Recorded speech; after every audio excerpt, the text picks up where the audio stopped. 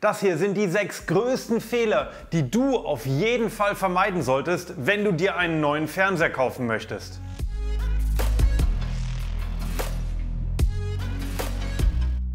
Hallo, hier ist Fitus von hifi.de und wir testen die ganze Zeit neue Fernseher und versuchen auch immer, möglichst viele Menschen hier auf YouTube bei der Wahl des nächsten Fernsehers zu beraten. Dabei bekommen wir natürlich immer viel Feedback und da waren leider auch schon Berichte über Fehlentscheidungen dabei. Und deswegen machen wir dieses Video, damit ihr nicht auch dieselben Fehler macht.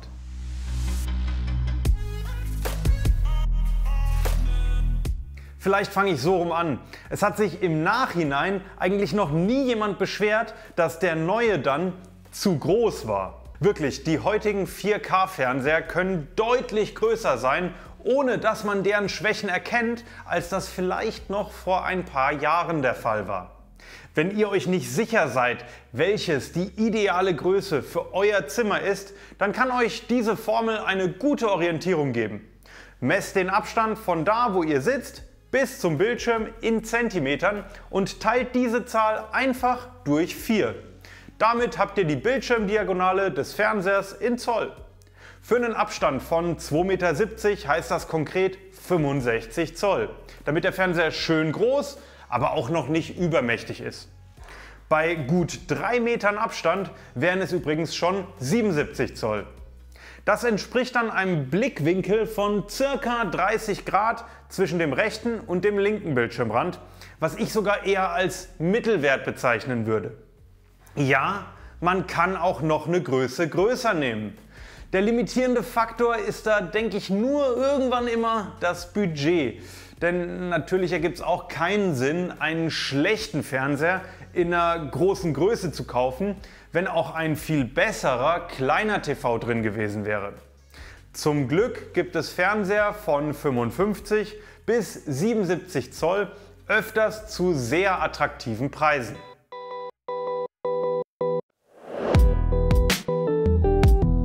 Theoretisch ist es ja naheliegend, sich einen Fernseher, der ja gut und gerne mehrere hundert oder tausend Euro kostet, vorher erstmal im Elektrofachhandel anzuschauen. An der Sache gibt es nur leider einen Haken.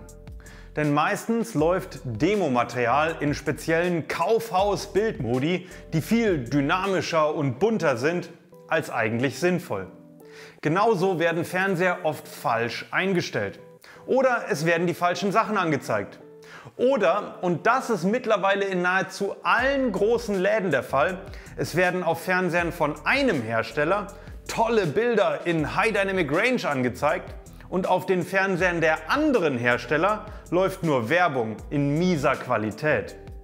Wahrscheinlich wird auch die Empfehlung der Berater dann in eine ähnliche Richtung gehen, wie das, was man auf den Fernsehern sieht und nicht wie das, was sie eigentlich können.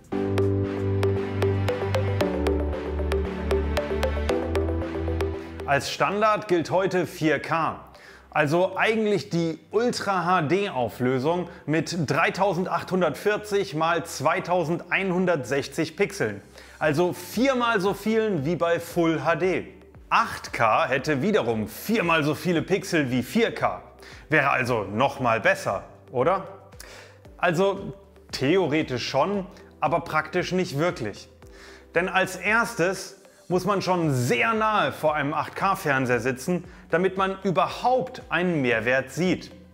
Ein Mensch mit perfekter Sehkraft müsste näher als 1,20 Meter vor einem 65 Zoll Fernseher sitzen, um wirklich einen Mehrwert von 8K-Auflösung zu sehen. Außerdem gibt es immer noch kaum Inhalte in 8K und man zahlt einen ordentlichen Aufpreis für die Fernseher.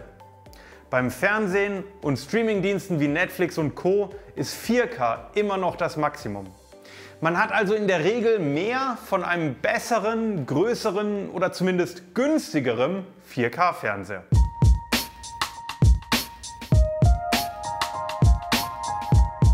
Nein, ein neuer OLED-Fernseher bekommt nicht direkt Burn-in und die Angst davor sollte für dich kein Grund sein, auf einen OLED zu verzichten. Bei einer normalen Nutzung als Fernseher mit sinnvollen Einstellungen dauert es Tausende, wenn nicht sogar Zehntausende Stunden, bis es zu einem Einbrennen von statischen Bildinhalten kommen kann. Ja, es gibt eigentlich von nur einer Seite einen wirklich groß angelegten Stresstest, um Burn-in und andere Fehler über Zeit bei Fernsehern zu provozieren. An der Stelle auch Chapeau an Ratings für die immense Arbeit, die sie da reinstecken. Aber das hat nichts mit einer normalen Nutzung zu tun. Vielleicht mal kurz ein Rechenbeispiel, damit man sich das besser vorstellen kann. Nutzt man den Fernseher für Filme, Serien, TV-Programme oder Gaming, meinetwegen im Schnitt jeden Tag 6 Stunden, was glaube ich schon viel ist, dann kommt man in einem Jahr auf ca. 2000 Stunden. Und man wird dank der ganzen Präventions- und Pflegeprogramme immer noch mehrere Jahre Freude an dem OLED-Fernseher haben. Bei einer so intensiven Nutzung kann übrigens jedes Elektrogerät irgendwann die Biege machen.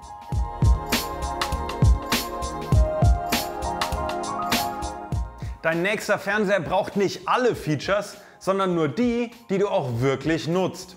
Ich möchte dazu mal schnell 3 Beispiele nennen. 4K mit 120 Hz und Variable Refresh Rate sind wichtig für Gamer. Wenn du aber keine Konsole hast und auch keinen Gaming-PC am Fernseher anschließt, dann brauchst du das nicht.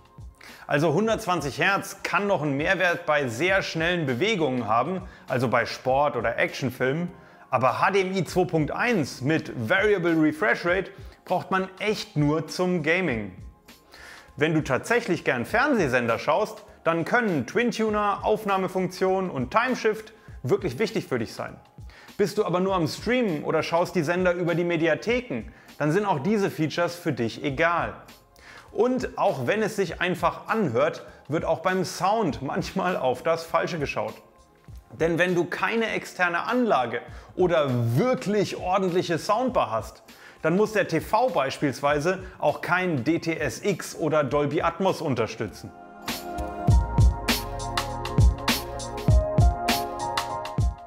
Auch wenn du alle anderen Fehler vermieden hast, ist das hier vielleicht noch die wichtigste Sache, gerade bei begrenztem Budget. Hab realistische Erwartungen. Ein QLED-Fernseher mit Dolby Vision, Game Mode und UHD AI Upscaler bekommt man schon für 350 €. Aber eine wirklich tolle Bildqualität hat man da noch nicht. Genauso bringt der Support von Dolby Vision wenig. Der Game Mode bezieht sich nur auf 60 Hz und ein UHD Upscaler hat eigentlich jeder 4K-Fernseher. Bei günstigeren Produkten stehen oft noch mehr toll klingende Begriffe drauf als bei wirklichen High-End-Geräten. Ich will hier jetzt keine Marketing-Vorlesung geben, aber ich denke, ihr versteht das Prinzip.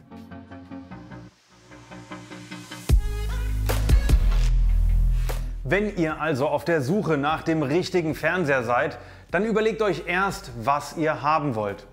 Welche Größe, welche Preisklasse und wofür wollt ihr den TV benutzen, bzw. welche Features braucht ihr wirklich. Falls ihr dann noch nach einer Hilfestellung für konkrete Modelle sucht, dann kann ich euch natürlich noch unsere weiteren Videos empfehlen. Wir haben zum Beispiel erst kürzlich ein Video über die besten aktuellen Fernseher in verschiedenen Preisklassen veröffentlicht, welches wir natürlich auch in einem sinnvollen Rhythmus wieder neu auflegen werden, wenn eben neue Modelle in diese Liste kommen.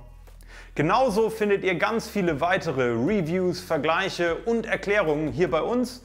Wir haben eine sinnvolle Auswahl auch in der Videobeschreibung für euch verlinkt. Habt ihr vielleicht selbst schon mal einen Fehler beim Fernsehkauf gemacht? Eventuell ja auch einen, den wir hier gar nicht aufgelistet haben? Oder wart ihr bis jetzt immer zufrieden? Sagt es uns unten in den Kommentaren. Wenn noch Fragen offen sind, dann könnt ihr die natürlich auch stellen, damit entweder direkt eine Antwort kommt oder wir sogar ein Video dazu machen können. In diesem Sinne, bis zum nächsten Livestream oder Video. Macht's gut. Ciao.